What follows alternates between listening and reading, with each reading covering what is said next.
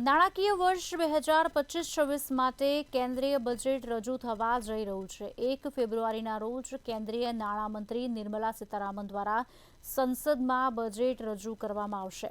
બજેટને લઈને સામાન્ય વ્યક્તિ, મહિલાઓ, ખેડૂતો, ઉદ્યોગપતિઓ દરેકને કંઈક ને કંઈક આશા છે। નાણામંત્રી નિર્મલા સીતારામન મોંઘવારી, રાજકોષીય એકત્રીકરણ અને રોજગાર જેવી સમસ્યાઓનો સામનો કરવા માટે બજેટમાં આર્થિક વિકાસ, સ્થાનિક ઉત્પાદન અને ઉપભોક્તા રાહતને મહત્વ આપે તેવી અપેક્ષા છે। ત્યારે બજેટને લઈને સુરતની મહિલાઓનું શું મંતવ્ય છે તે જાણીશું। अनेक आशा अपेक्षाओं केंद्रीय बजेटથી મહિલાઓને રહી છે અને એમને પડતી જે તકલીફો છે એનું નિરાકરણ કાઢવા માટેની કેટલીક અવાજો ઉઠે છે। ત્યારે સુરત ખાતે કેટલીક મહિલાઓ હાલ આપણી સાથે છે। આ મહિલાઓથી આપણે વાત કરીને જાણીએ કે એમની કેન્દ્રીય બજેટને લઈને શું ડિમાન્ડ છે, શું કહેવું છે। આપની પાસે આવવા માંગીશ। કેન્દ્રીય બજેટ છે, અત્યારે બજેટને લઈને શું ડિમાન્ડ રહેશે તમારી? એમાં એવું છે કે જો મહારાષ્ટ્રમાં બધાને પૈસા મળે છે, બરાબર, તો એમ કે બેટીને પૈસા આપે છે, તો અહીંયા પણ સુરતમાં મળવા જોઈએ ને। અમારી છોકરીવાળું ઘર છે, અમારા ઘરમાં પૂરું પડે ન પડે તો ક્યારેક એમ થાય કે એ છોકરીઓનું થાય ને, એમ મહિને મહિને આવતા હોય પૈસા, તો એવી રીતના એટલું મારું કહેવાનું છે। આપ શું માનો છો, શું ડિમાન્ડ સરકારથી રહેશે, શેની તકલીફો પડે છે?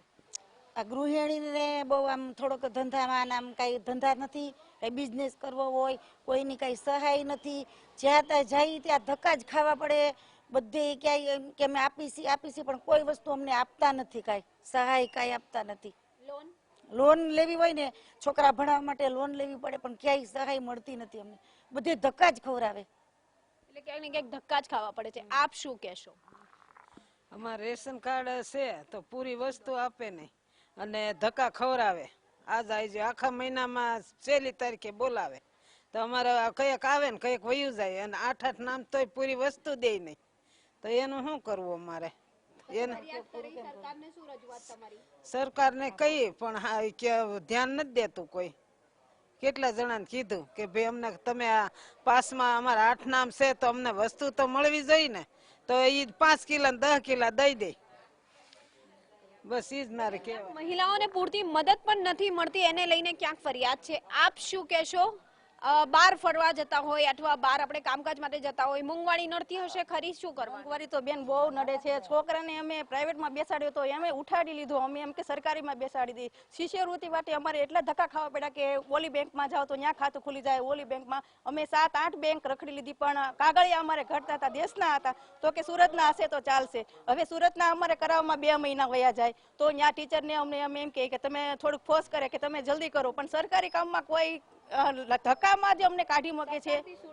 સરકારી કે જો યોજના છે જે આ છોકરાઓની છે અમારી સુધી પહોંચાડો તો એમને ખબર પડે કે યોજના શું છે, અમારી સુધી પહોંચતી નથી। અને બીજા બહારના જે મોટા મોટા છે એ અંદર પૈસા ખાઈ જાય છે, અમારી સુધી કાંઈ પહોંચતું નથી બેન। અમારી સુધી સરકાર થોડીક મદદ પોગાડે તો અમારું ઘરનું બજેટ છે, અમારે કમાવાવાળા એક છે અને બધું એક ઉપર જ ઘર ચાલે છે। અમે તો ડાયમંડનું કામ કરીએ છીએ, બીજું અમે કાંઈ કરતા નથી, પણ ઘર અમારે જરૂર પડે છે। અમે ધક્કા ઘણા ખાધા પણ નથી થતી, એમ કે દેશના ડોક્યુમેન્ટ છે તો અહીંયા કાંઈ નહીં થાય તમારે। હવે અમે સુરતમાં તો રળવા આવ્યા છીએ તો અમારે અહીંયા શું કરવું એમ? તો સાચી છે। આપ શું માનો છો, સરકારી કામ માટે કઈ રીતની તકલીફ? કાર્ડ કેદું બંધ છે અમારે, કેટલા ધક્કા ખાય છે ને દાદા પણ કહેતા જ નથી કાંઈ, કેમ કે ચાલુ કરો કે અમે ભાડે રહી છીએ, થોડી ખાંડ મળે ને તો અમારે ટેકો થાય પણ નથી દે, કાંઈ જવાબ જ નથી આપતા।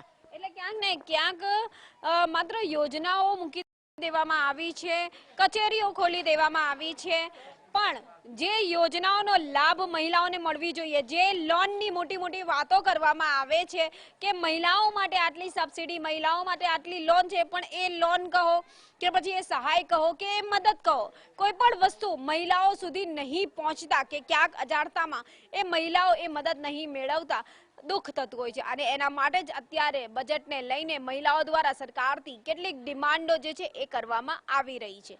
કેમેરામેન શોએબ શેખની સાથે રાબિયા સાલેહ, મંતવ્ય ન્યૂઝ।